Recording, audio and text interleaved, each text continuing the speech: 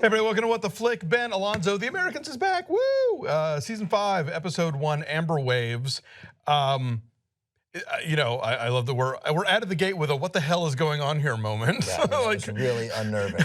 Really. Another family? What? Yeah, you know? Yeah. But that was very quickly explained that this Tuan guy apparently looks young, but is of spying age, 30, of espion age. I think we assume he's a, you know, he's one of the boat people. I think that would be. Oh, that's yeah. the sort of. That would be the timing, there, sure, yeah. And which would make him, you know, a Vietnamese.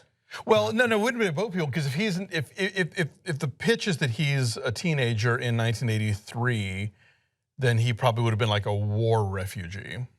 Right, that's true. But right. Well, when did the boat people? That was like late 70s, and if he was supposedly came to America when he was 10, and he's now like 17. Right, that part doesn't, of course, have to be true. Right. No, I'm saying in terms of his cover story. Like, right. I think it would make more sense that he was a war refugee. Right. But anyway, he's probably older than. Yeah, the actual guy. But anyway, he's a Vietnamese and a committed communist. Yes. Because he has that really great line, and the Americans, in the best shows. I mean, silence, effective use of silence is great. He's like, you know, that guy hates his country. I don't know why you guys let him out of the country. You should put a bullet in his head. Right. He should have had a bullet put in his head long ago. And they cut to Philip and Elizabeth, and it's just like 2.5 seconds.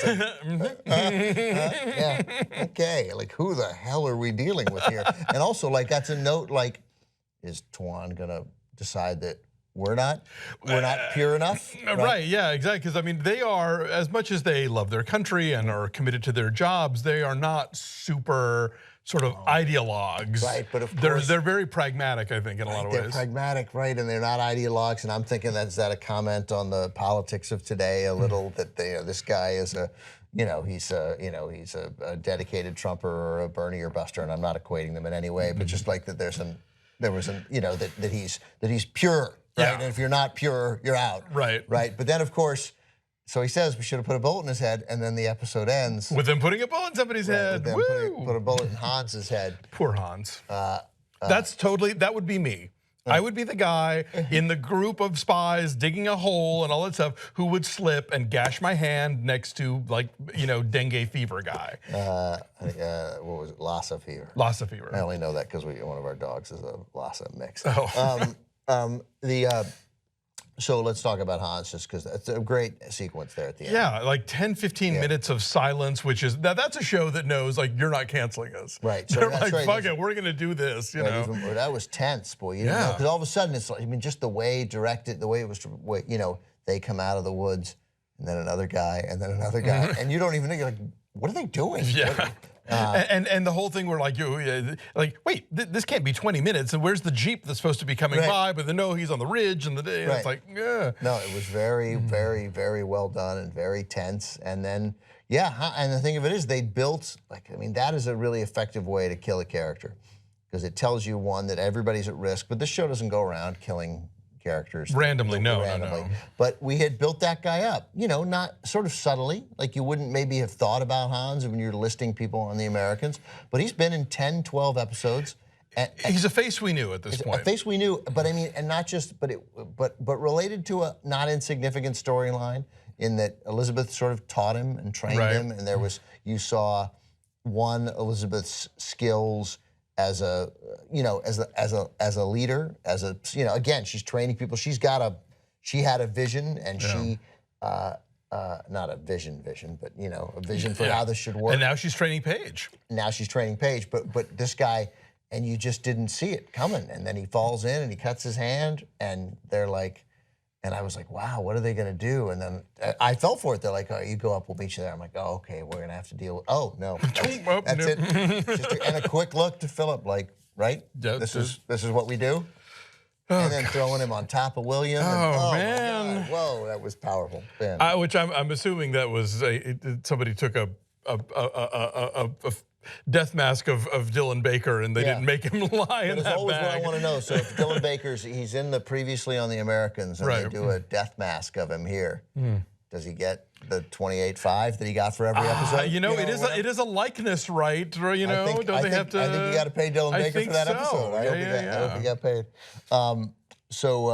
And then Paige and Matthew progressing. Right, much to the chagrin of. Because why? They want that out because. I think they worry about. I think there's always the concern that she now knows more than she should, and she might blurt it out to somebody the way she did with Pastor Tim, and now she's going to be hanging out at the FBI agent's house all the time. Their fear is literally, okay, look, no, but everyone is most vulnerable during pillow talk. Right, exactly. That she'll be like, she'll start to cry and say, yeah, my parents are Russian spies. Right, because they obviously have been playing, why am I forgetting his name?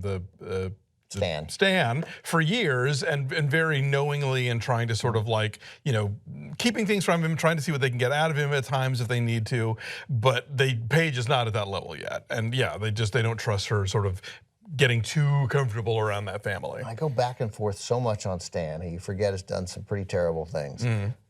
And then you just see him here, and he just, but every time he just wants to hang with his bud and have a beer and talk about the girl at the gym. And what an endearing story he told about that girl. I met someone.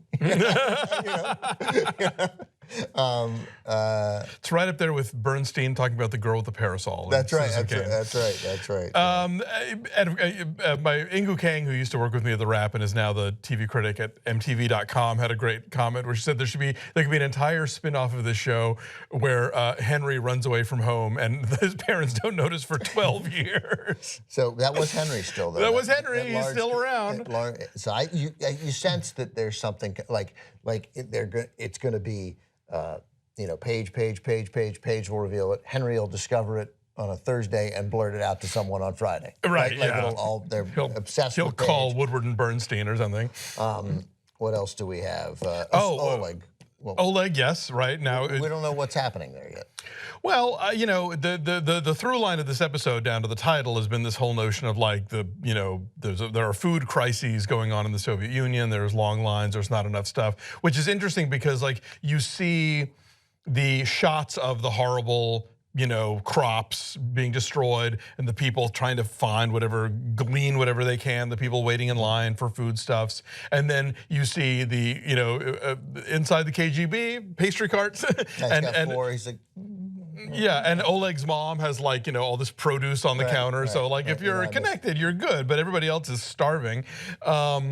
And so so Oleg has come back to Russia and they've put him into the KGB and they want him to investigate sort of the internal corruption and telling him, and it's probably like people who are friends of your family. I think, well, that's great. But that's who you want investigating your corruption, like Jeff Sessions, Right. Except they have the right guy because Oleg is not. They may not think they have the right guy, but they accidentally will have the right guy because he doesn't care. Yes, and I think there's no love lost, obviously, with him and his father, so he's perfectly happy to go after. And we've already seen he has a legitimate conscience. Yes. And the wealthy getting Danishes while people don't eat is not going to sit well with Oleg. Yeah.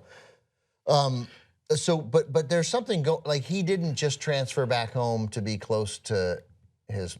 Well, it's because the brother committed suicide or something? No, the brother got killed in Afghanistan. Okay, yeah, right. Is all it was. I think he just normal, as terrible as that is, was killed in Afghanistan. But he's going home. Like, remember that guy was just following him. He went home for a different reason. He went home to. Was it because of the Nina situation? Or? No, he's going home to spy. He's doing something. This is his job, but I think he has another agenda. I think he has a different agenda. Okay. What was that guy following him? Was that a guy just following him? And then why were they just following him? Probably because he's been in America. They maybe know that he had some interaction with Stan. We don't know. That guy is whatever. All I'm saying, I'm sure that'll come up later. That's significant. That's a significant issue. So the Tuan, the previously mentioned Vietnamese kid, is their way into this emigre who's now working for the Department of Agriculture, and I guess they do want to put a bullet in his head. That seems to be or at least just kind of not have him collaborate with the U.S. on this whole food thing. Because the implication. I mean, I cheated and I saw the coming up. My understanding is apparently that the U.S. Department of Agriculture was actively sort of sabotaging the Soviet crops. Oh, really? With some sort of some kind of fertilizer that was a defoliant or whatever. All right, that makes more sense because there's no way that there's no way that Philip and Elizabeth have been put on a loudmouth that they're worried about. Like, is this guy just, you know, they don't care what he says about the Soviet Union. It's not a Philip and Elizabeth job. Well, in general, no. But but he is actively working with the Department of Agriculture, so that becomes a thing. Yeah, if he's a spy, if they're concerned that he's a spy somehow, then I suppose, because it's a lot of trouble and a lot of risk to have them take on this full other identity, another house. Right. I mean, they're spending some money.